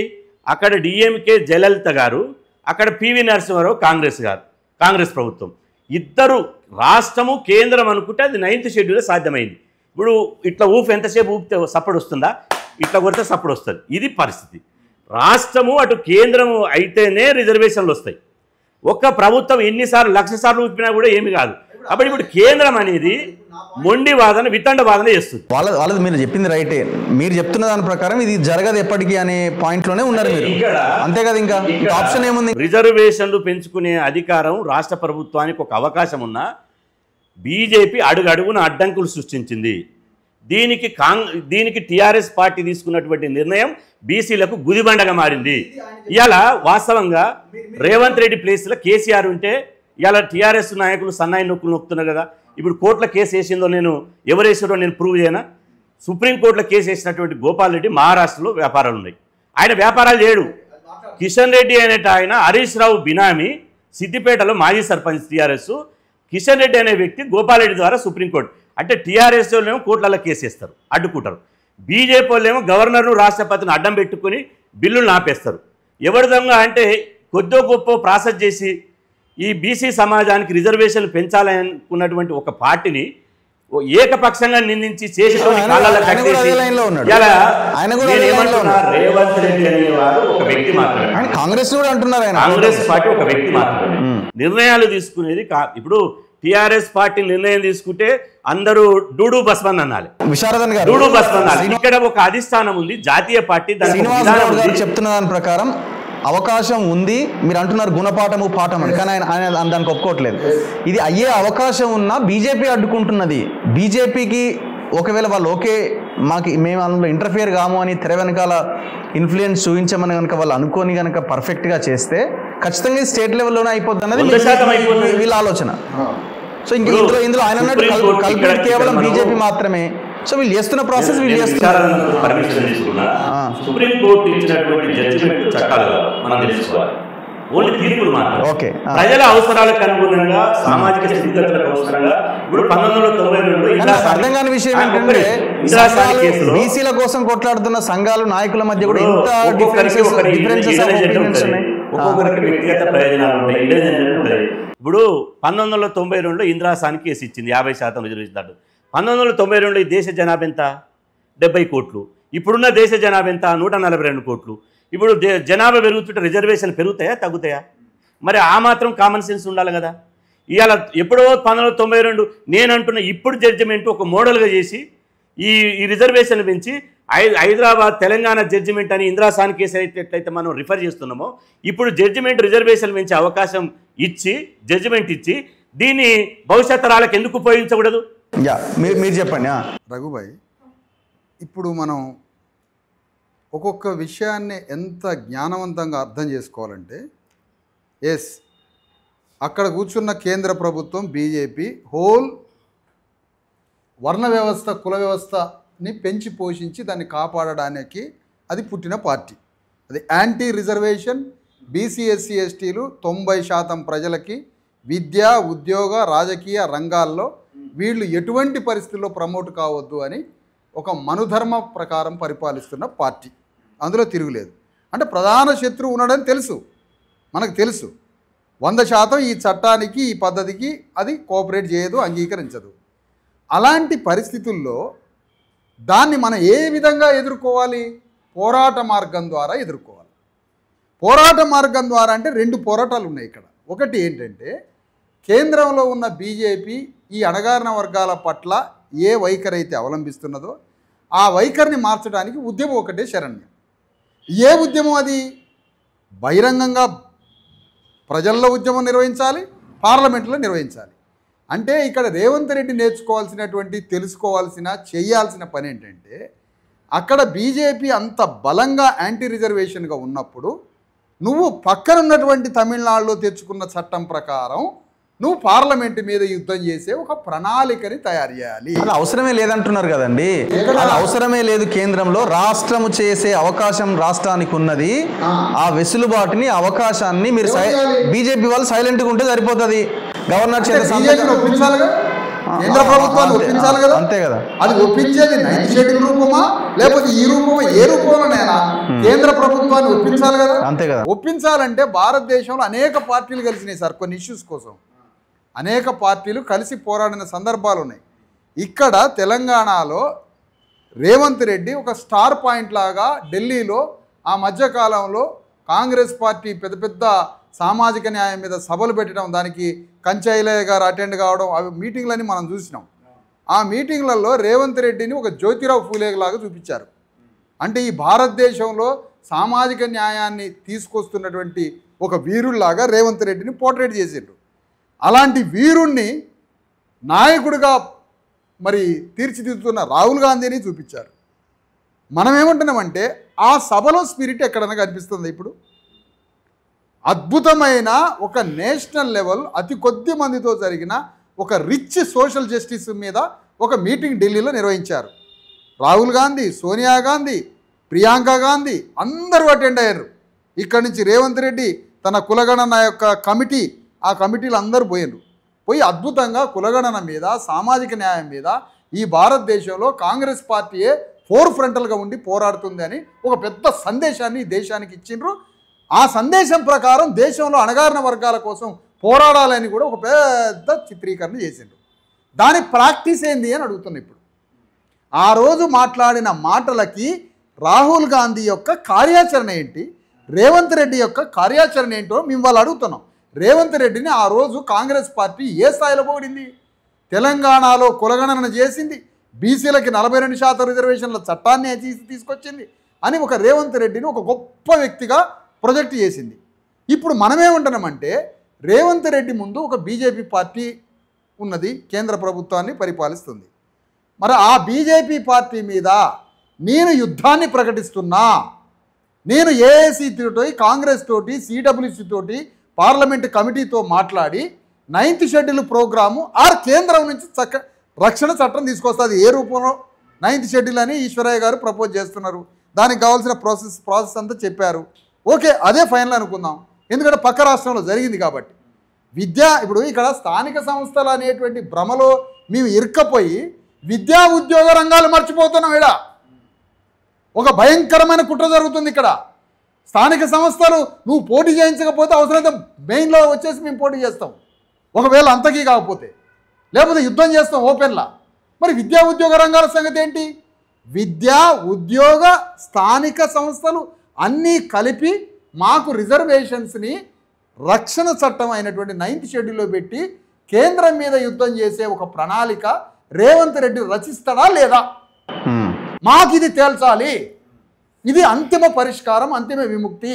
దానికి రేవంత్ రెడ్డి నాయకత్వం వహించి రాష్ట్రంలో ఉన్న అన్ని పార్టీలని, అన్ని సంఘాలని, మేధావుల బృందాన్ని, నువ్వు నచ్చిన వాళ్ళని, నువ్వు మెచ్చిన వాళ్ళని తీసుకొని పోయి రాష్ట్రపతిని కలిపి, ప్రధానమంత్రిని కలిపి ఒక రిప్రజెంటేషన్స్ ఢిల్లీ తీసుకుపోయి దీంట్లో నుంచి రేవంత్ రెడ్డి ప్రణాళిక ఏం చేయాలి అని అంటే, నాకున్న 100 మంది పార్లమెంటు సభ్యులు ఎందుకంటుండు అనాలి అని అంటున్నాం.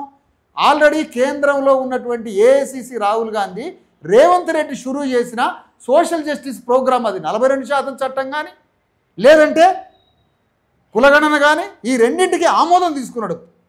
వాళ్ళ స్పిరిట్ తోటే ఇతను ఆమోదం వచ్చింది. ఇద్దరు కలిసే ఈ ప్రక్రియ చేశారు. కాబట్టి ఇప్పుడు ఏఐసిసి దీనికి అనుకూలంగా ఉంది. ఏఐసిసి అనుకూలంగా ఉన్నప్పుడు నిర్ణయం ఏం తీసుకోవాలి? పార్లమెంటు నాయకత్వం, 100 మంది పార్లమెంట్ సభ్యులు యుద్ధం ప్రారంభించారు. ఈ యుద్ధం ఎంత పెద్ద యుద్ధం? తెలంగాణని మోడల్ చేస్తూ తెలంగాణ రాష్ట్రంలో 42% రిజర్వేషన్స్ని విద్య, ఉద్యోగ, స్థానిక సంస్థల్లో 3 బిల్లులు ఉన్నాయి. ఇక్కడ ఈ 3 బిల్లులకి సంబంధించి 9th షెడ్యూల్ ప్రోగ్రాం ఒక్కటే మనకి పరిష్కారంగా కనిపిస్తుంది.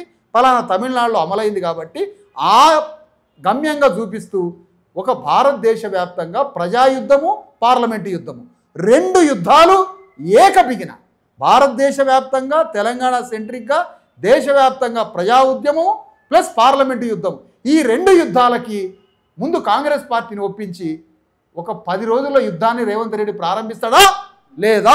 ఇది రైట్ పాయింట్. ఇప్పుడు మీరు ఏదైతే బీజేపీ ఒకవేళ అనుకుంటే ఇక్కడ రాష్ట్రానికి అవకాశం కల్పిస్తే అదై ఆ రకంగా అవుతుందని అనుకున్నా, లేదు 9th షెడ్యూల్ అయినా ఏదైనా బీజేపీ ఖచ్చితంగా వాళ్ళది అయితే ఉండాల్సిందే పాత్ర. సో ఇప్పుడు రేవంత్ రెడ్డి కాంగ్రెస్ పార్టీ ఈ పోరాటానికి సిద్ధం అవుతుందా అన్న దగ్గర ఇప్పుడు క్వశ్చన్ మార్క్. విషయాలు మొన్న పార్లమెంట్ ఎన్నికలు జరిగినప్పుడు మనం స్పష్టంగా చూడాల్సిన అవసరం ఉంది. ఒకటి దేశంలో ఇండియా కూటమి, 2 ఎన్డీఏ కూటమి. ఇండియా కూటమి ఎజెండా ఏంది? ఇండియా కూటమి ఎజెండా దేశంలో కులగణన జరగాలి, ఆ కులగణన దామాష ప్రకారం ఎవరి వాటా వాళ్ళకి ఇవ్వాలని ఇండియా కూటమి ఒక్కటే రెజల్యూషన్ చేసింది. ఇండియా కూటమిలో ఎవరు ఉన్నారు? ఒక కాంగ్రెస్ పార్టీతో సహా ఒక స్టాలిన్ తమిళనాడు ముఖ్యమంత్రి, ఒక బీహార్ మాజీ ముఖ్యమంత్రి నితీష్ కుమార్, మన తేజస్వి యాదవ్, లాలూ ప్రసాద్ యాదవ్, ఆ తర్వాత ఉత్తరప్రదేశ్ నుంచి మైనుండి అఖిలేష్ యాదవ్. ఎవరైతే బీసీ, ఎస్సీ, ఎస్టీల కూటమి ఉన్నదో కాంగ్రెస్ తోటి ఇండియా కూటమి ఏర్పాటు చేసి ఒక లైన్ తీసుకున్నారు. ఎన్డీఏ కూటమి లైన్ ఏంది? కులగణన చేస్తే దేశ సమగ్రత దెబ్బతింటుంది, ఈ కులగణన వ్యతిరేకము అని చెప్పి ఎన్డీఏ కూటమి వచ్చింది. రాహుల్ గాంధీ భారత్ జోడో తర్వాత ఇండియా కూటమి ఎప్పుడైతే అయినదో కులగణన చేయనన్నటువంటి భారతీయ జనతా పార్టీ మొన్న బీహార్ ఎన్నికలు, ఆ తర్వాత తమిళనాడు ఎన్నికలు, ఆ తర్వాత యూపీ ఎన్నికలు ఉన్నాయి. ఈ 3 రాష్ట్రాలు బీసీలకు అంటే బీసీ, ఎస్సీ, ఎస్టీలకు ఒక బహుజన రాజ్యాలు ఏలుతున్నటువంటి రాష్ట్రాలు, అవి బహుజనులే ముఖ్యమంత్రి రాష్ట్రాలు. ఈ 3 రాష్ట్రాల ఎన్నికల దెబ్బతోటి, భయంతో బీజేపీ దేశంలో కులగణన చేస్తామని చెప్పింది. అంటే ఒకవైపు రాజకీయ యుద్ధం జరుగుతుంది, ఇంకొకటి విశారదన్న చెప్పినట్టు రేవంత్ రెడ్డి యుద్ధం చేయాలన్నాడు. రేవంత్ రెడ్డి 2 సార్లు యుద్ధం చేసిండు. మేము ఢిల్లీకి వచ్చినప్పుడు ఆ రోజు ధర్నా పొద్దుందాకా కూస్తున్నాడు, ఒక హెచ్చరిక చేసిండు. ఆ ధర్నాకు ఎంపీలు, ఎమ్మెల్యేలు ఎంతమందిరో అంతమంది ప్రభుత్వంలో ఉన్న పెద్దలందరూ వచ్చారు. రెండోసారి 3 రోజుల ప్రోగ్రాం ఇచ్చారు. మీకు తెలుసు కాంగ్రెస్ పార్టీ 3 రోజుల ప్రోగ్రాం ఇచ్చింది. ఒక రోజు ర్యాలీ తీసిరు, రెండో రోజు ధర్నా చేసిరు, 3వ రోజు రాష్ట్రపతిని కలవాలి. ఇప్పుడు అది ఎట్లుంటుంది అంటే పోరాటం అనేది ఇప్పుడు ప్రెస్ మీట్ పెట్టడం ఒక ఎత్తు, జంతర్ మంతర్ వేదిక కంటే పోరాట వేదిక ఒకటే రోజు తెలంగాణ ఉద్యమంలో కాబట్టి ఫాలో అప్ మూవ్మెంట్ అనేది ఒకటి ఉంటుంది. తెలంగాణ ఉద్యమం ఏదైతే జంతర్ మంతర్ దగ్గర కేసీఆర్ అయినా ఎవరైనా భారతదేశంలో మండల్ కమిషన్ ఉద్యమైనా ఏనైనా జంతర్ మంతర్ దగ్గరనే జరిగింది. ఒక ఉద్యమాన్ని అంత ఈజీగా మనం తీసేయచ్చు. ఇక్కడ ఉద్యమం చేసిన ఢిల్లీ దాకా పోయి కొట్టాడడం ఒక సమస్య. అయితే రేవంత్ రెడ్డి చేసిండు, అది సరిపోను చేయలేదని నేను అంటున్నా. అది మీరు అన్నట్టు 100% మీరు అనేది ఒకరోజు 2 రోజులు చేసేటువంటి పరిస్థితి కాదు. దీర్ఘకాలిక ఉద్యమం ఉండాలి. ఆ పని అయ్యేంత వరకు ఢిల్లీ మీదనే ఫోకస్ పెంచాలి. ఇక్కడ రాహుల్ గాంధీ చేసిన తప్పు ఏంటంటే ఇవాళ విశారదన్ అన్నట్టు కాంగ్రెస్ పార్టీకి 100 మంది ఎమ్మెల్యేలు కాదు.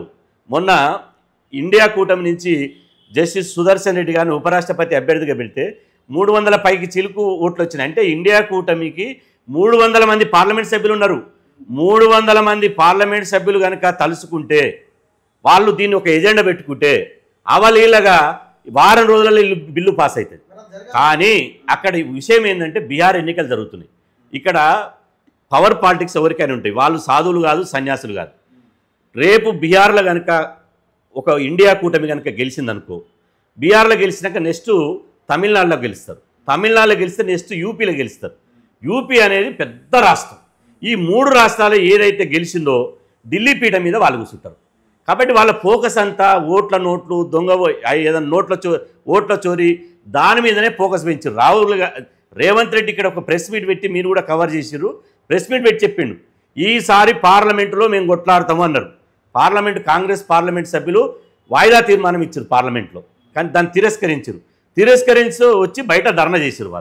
వాళ్ళు కంటిన్యూగా పార్లమెంటులు ఎన్ని రోజులు నడిచిందో కాంగ్రెస్ పార్లమెంట్ సభ్యులు అన్ని రోజులు బయట ధర్నా చేశారు. కానీ అది సరిపోదు. 300 మంది పార్లమెంట్ సభ్యులు చేస్తే తప్ప సరిపోదు. రేవంత్ రెడ్డికి రాహుల్ గాంధీకి రిలేషన్ ఎట్టున్నాయో నాకు తెలియదు. ఇంకా మీరే అర్థం చేసుకోవాలి. రేపు బీహార్లోనో తమిళనాడులోనో యూపీలోనో రిజల్ట్ ఏమైనా అటు ఇటు అయింది అనుకోండి, ఏంది పరిస్థితి మరి? ఇప్పుడు రిజల్ట్ అప్పుడైనా పోరాటం చేయాల్సింది. ఒకవేళ రేవంత్ రెడ్డి ఒక మాట అన్నాడు, ఈసారి మేము యుద్ధం చేస్తాము, తర్వాత మా రాహుల్ గాంధీ గారిని తీసుకొని నరేంద్ర మోడీ దగ్గర కూర్చుంటామన్నాడు. రాహుల్ గాంధీ తర్వాత రేవంత్ రెడ్డి 2 సార్లు అపాయింట్మెంట్ అడిగినా నరేంద్ర మోదీ అపాయింట్మెంట్ ఇవ్వలే. ఇప్పుడు అపాయింట్మెంట్ ఇవ్వనప్పుడు ఏం చేయాలి? వాళ్ళ ఇంటి ముందర కూర్చోవాలి, ప్రధానమంత్రి ఇంటి ముందరైనా కూర్చోవాలి, రాష్ట్రపతి ఇంటి ముందర కూర్చోవాలి. కానీ వీళ్ళకు కార్యాచరణ లోపించినటువంటి మాట వాస్తవమే. నేను 100%, ఎందుకంటే నేను కాంగ్రెస్ ప్రతినిధి కాదు.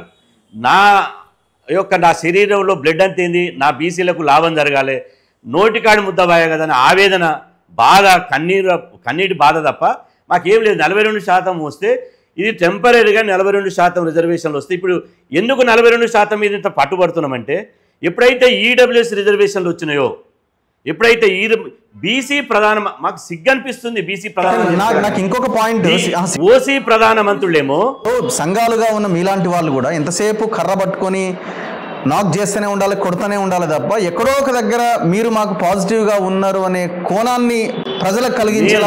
కులగణన విషయంలో మా అంత సీరియస్గా ఎవరు పోరాటం చేయలేదు. కులగణన ఇది చిత్తు కాగితాలు చింపి వాని ముఖాన కొట్టేసినాం. కులగణన విషయంలో టీఆర్ఎస్ అయితే 10 ఏళ్ల సంవత్సరంలో కేసీఆర్ ఏ బీసీ సంఘానైనా ఏ దళిత సంఘానైనా ఎవరినైనా కలిసే అవకాశం ఇచ్చిండా? కనీసం మాట్లాడే అవకాశం ఇచ్చిండా? టీఆర్ఎస్ ఉన్న సందర్భం లోపల బీసీ రిజర్వేషన్ 41% పెంచుకునే అవకాశం ఉంటుండే కులగణన లేకుండానే. కానీ జైపాల్ యాదవ్ టీఆర్ఎస్ ఎమ్మెల్యే ఈటల రాజేంద్రన్న ఇప్పుడున్నటువంటి టీఆర్ఎస్ ఎవరైతే ఇప్పుడు బీసీ అని చెప్పి కొట్లాడుతున్నారో, సరే కొట్లాడాలి, రావాలి, వాళ్ళు కూడా బీసీ సోదరులే. 34% నుంచి 18% అసెంబ్లీలో తగ్గిస్తూ ఓటు తీర్మానం చేసినప్పుడు, చట్టం చేసినప్పుడు ఇదే బీసీ సోదరులు చేతులెత్తారు. ఉమ్మడి కార్యాచరణ కనబడట్లేదు అన్నదే నా పాయింట్. ఉమ్మడి కార్యాచరణ చేయాలి. మీరు ఇద్దరు ఉన్నారు, మీకు డిఫరెన్స్ ఆఫ్ ఒపీనియన్స్ ఉన్నాయి. లేదు, ఖచ్చితంగా కొన్ని అంశాల్లో ఏకీభవిస్తున్నారు కానీ difference of opinions. Revanth Reddy వచ్చిన నామినేటెడ్ పోస్టులు కానీ, సమాచార కమిషన్లు కానీ, అడ్మినిస్ట్రేషన్ పోస్టులు కానీ ఒకే సామాజిక వర్గానికి ఇస్తుండు. అది 100%, దాంతో ఏకీభవిస్తా. కానీ ఈ ప్రాసెస్లో మేము ఇన్వాల్వ్ అయి ఉన్నాం కాబట్టి దీనికి అడుగడుగున బీజేపీ ఎట్లా అడ్డుకుంటుంది. ఈడబ్ల్యూఎస్ ఇప్పుడు బీసీ ప్రధానమంత్రి అగ్రకులాలకు రిజర్వేషన్లు పెట్టిండు.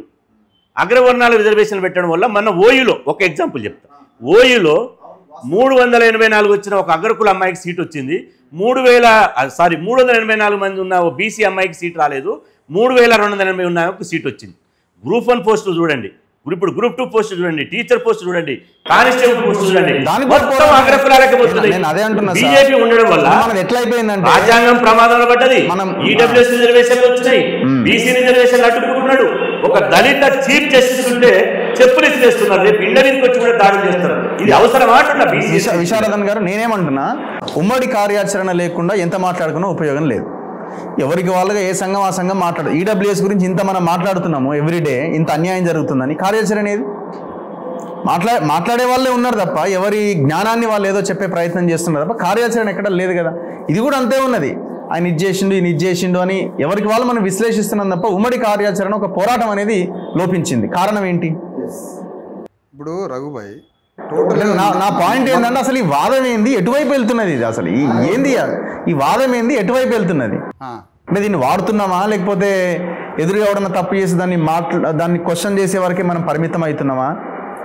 అసలు ఏంది ఎటుపోతున్నది అంటున్నా. ఇది ఇప్పుడు రఘుభాయ్ ఒక లాజిక్ పాయింట్ పట్టుకుందాం. నేనేమన్నానంటే ఈ డిస్కషన్ నుంచి మీరు అద్భుతమైన డిస్కషన్, భిన్నాభిప్రాయాలు ఉన్నా కూడా ఇద్దరిని పిలిపించి ఇంత పెద్ద డిస్కషన్ నుంచి ఒక వాల్యూడ్ రెజల్యూషన్, సమాజానికి ఒక మంచి దిశానిర్దేశం ఇచ్చే ఒక పాయింట్ రావాలని కోరుకుంటాం. ఎందుకంటే మన ముగ్గురు, మీరు ఒక బాధ్యత గల నాట్ ఓన్లీ జర్నలిస్ట్, ఒక బాధ్యత కలిగిన సమాజంలో మార్పు తేవాలన్న ఒక వాల్యూస్ ఉన్న జర్నలిస్ట్ కాబట్టి ఇందులోంచి ఒక వాల్యూడ్ రెజల్యూషన్ రావాలి, ఆ దిశగా సమాజంలో పనిచేయాలని కోరుకుంటున్నాను.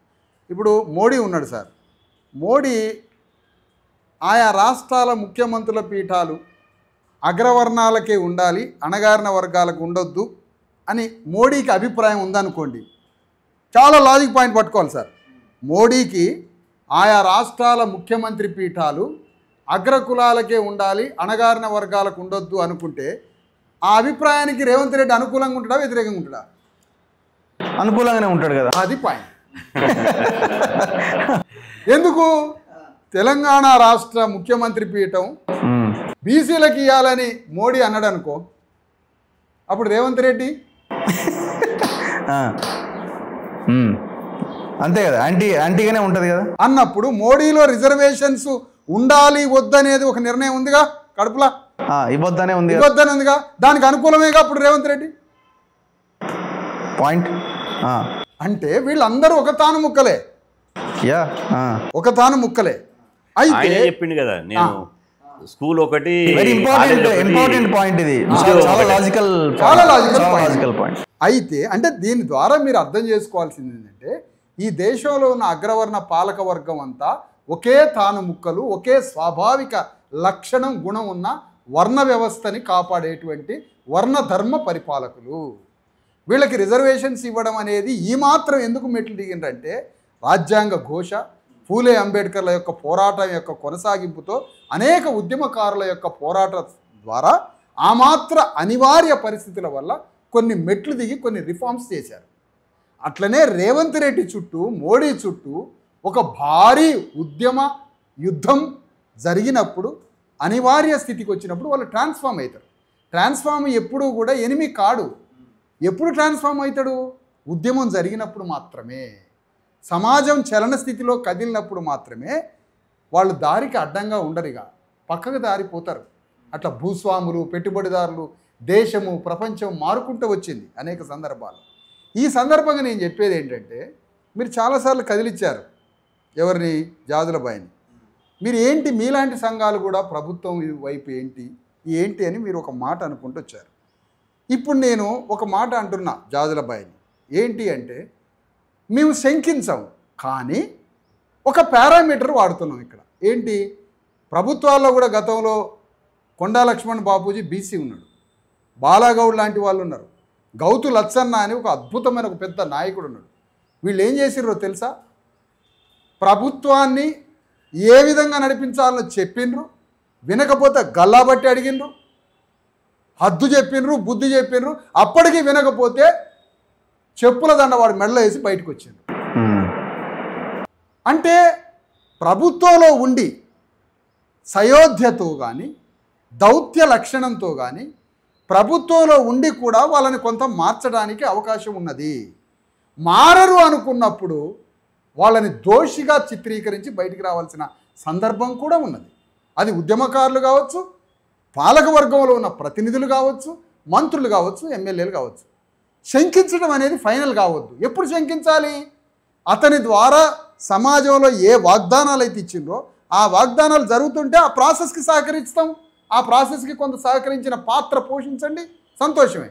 కానీ మీతో కాదు అనుకున్నప్పుడు, మీలో మీ చిత్తశుద్ధిలో ఏదో ఉన్నది, లోపం ఉన్నది అనుకున్నప్పుడు, మీ పని జరగదు అని తెలిసినప్పుడు, ఉదాహరణకి ఈ చట్టం తీసుకొచ్చి అబాస్ పాలై పనికిరాని చట్టం తీసుకొచ్చి చివరికి కోర్టు ఇవాళ ఆపేసిన ఈ సందర్భంలో మనం ప్రభుత్వం మీద యుద్ధం ప్రకటించాల్సిందే. ఆ విధమైనటువంటి పాత్రని మనం పోషించాల్సిందే. ఇప్పుడు జాజులబాయి ఓకే ప్రభుత్వంతో కొంత సహకరించిండు, ప్రభుత్వం ఆ పని చేస్తుందేమని ఆశపడి దానికి సహకరించే పాత్రలోకి పోయి ఏమైనా జరుగుతుందేమో అని చూసిండు. ఒకటేసారి నేను బయట వ్యక్తిలాగా జాజులు ఎందుకు ప్రభుత్వం వైపు ఉన్నాడని నేను అనట్లే. నువ్వు ఉన్నావు, సహకరించినావు, కానీ తీరా తేలిందేంటి? వీళ్ళ చిత్తశుద్ధిలో లోపం జరుగుతున్నది. నిన్న మొన్న మీ ప్రకటనలు కూడా వింటున్నాను. ఏదో చిత్తశుద్ధిలో లోపం జరుగుతున్నది, పని చేయలేకపోతున్నాడు, కానీ ఇంకా ఏదో ఆశావాదంతో నమ్మినట్టుగా ఉంది.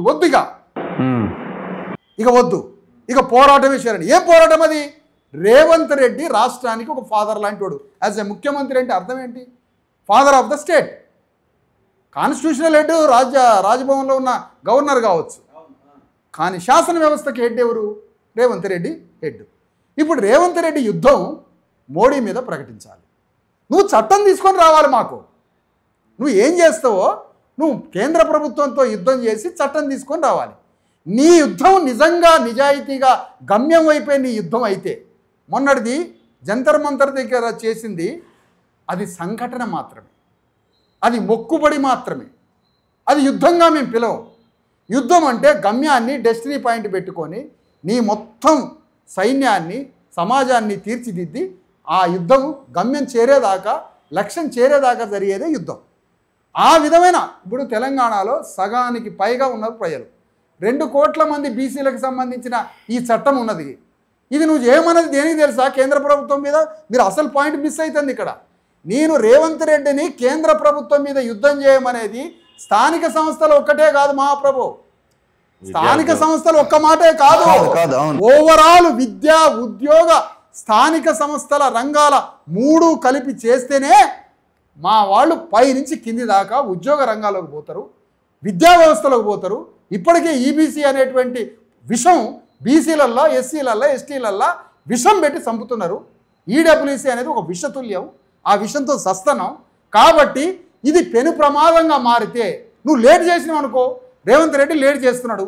కేంద్ర ప్రభుత్వంతో మాట్లాడి రక్షణ చట్టం తేకపోతే బీసీలకి రిజర్వేషన్లు రావు విద్యా ఉద్యోగ స్థానిక సంస్థల్లో. ఇది రాకపోతే జరిగేదేంటి? చచ్చిపోతుంది జాతి, బీసీలు చచ్చిపోతారు. ఎంతమంది?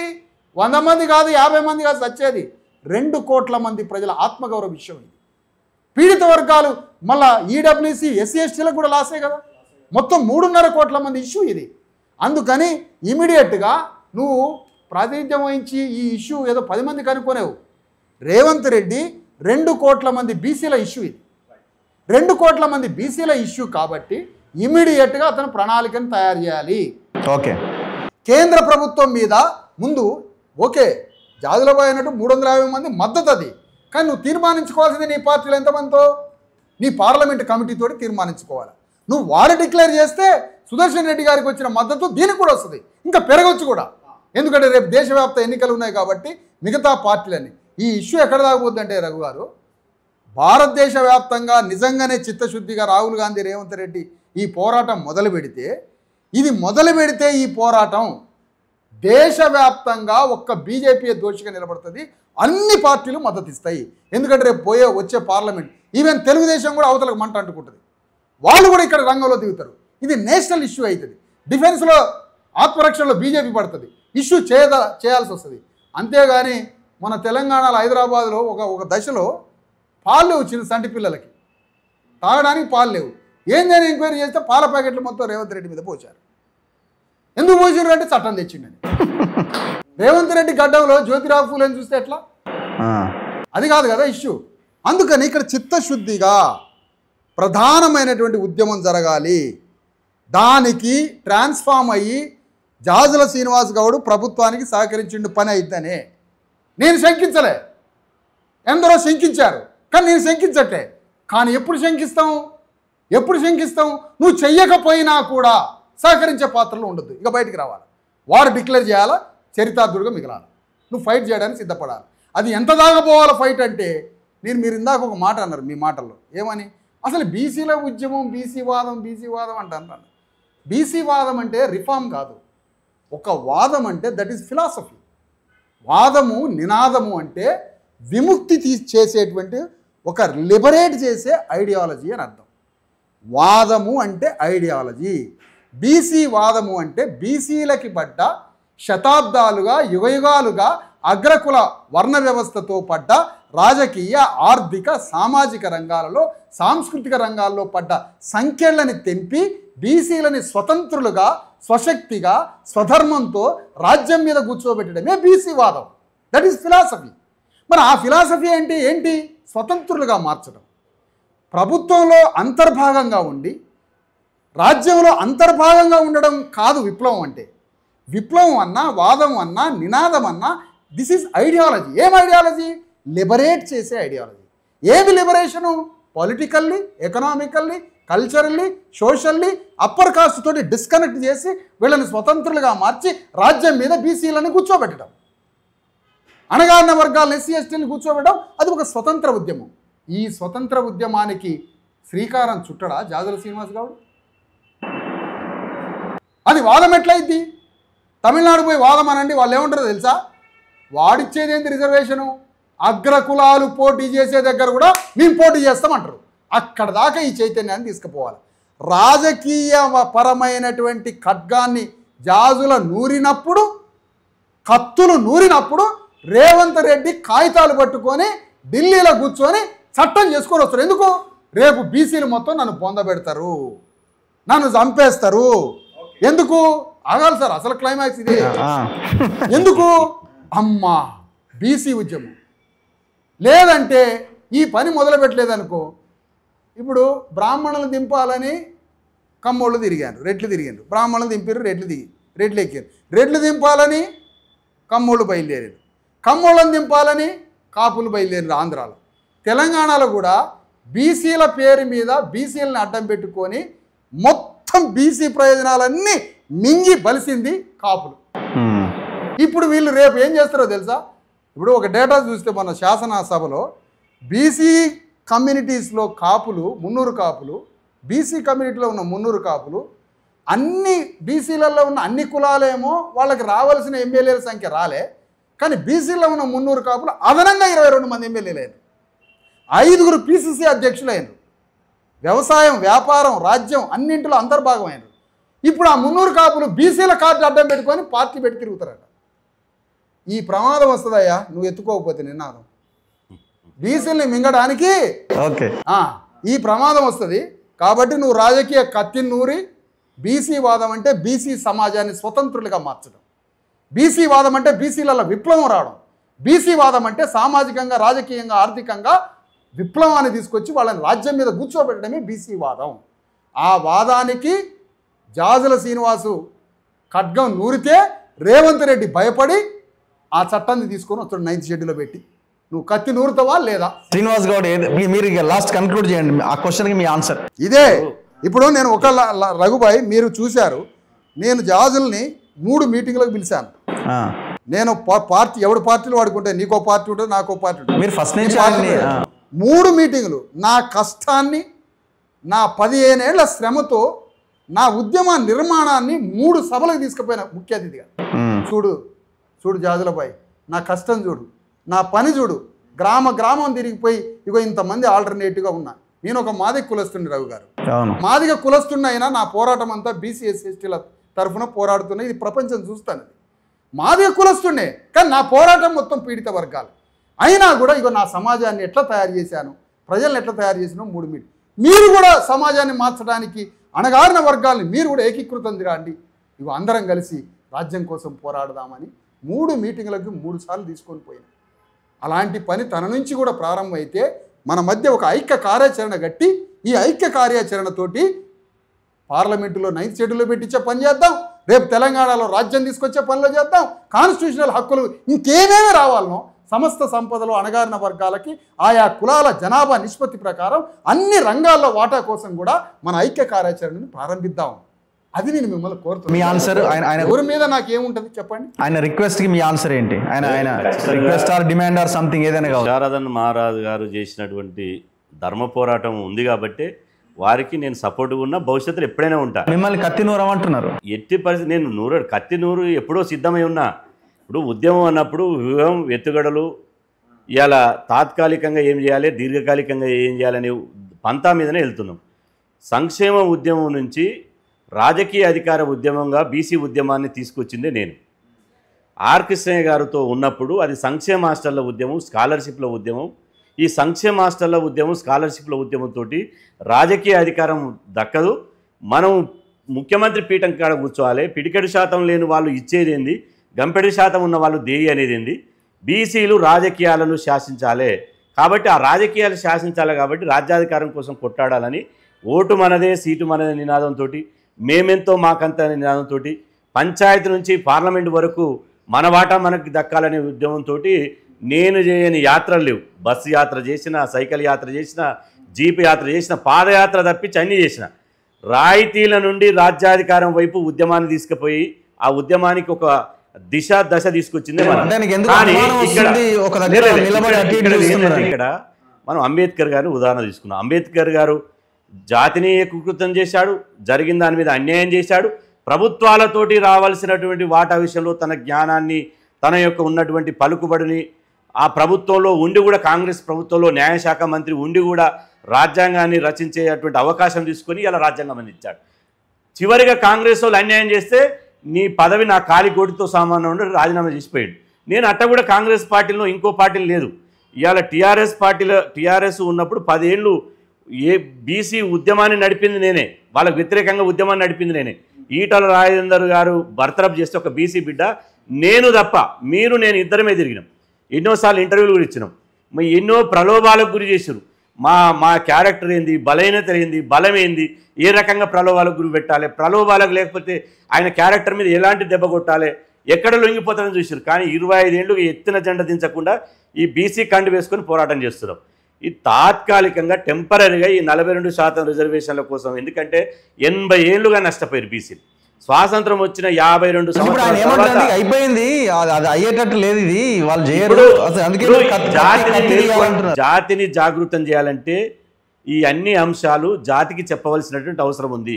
మన నోటికాడు మనకు రావాల్సిన వాటా ఇస్తలేరు, మనకు రావాల్సిన సీటు ఇస్తలేరు, మనకు రావాల్సిన బడ్జెట్ ఇస్తలేరు. కనీసం నేను వార్డు మెంబర్ సర్పంచ్ చేస్తా కావాలంటే కూడా కానిస్తలేరు అన్నప్పుడే కదా.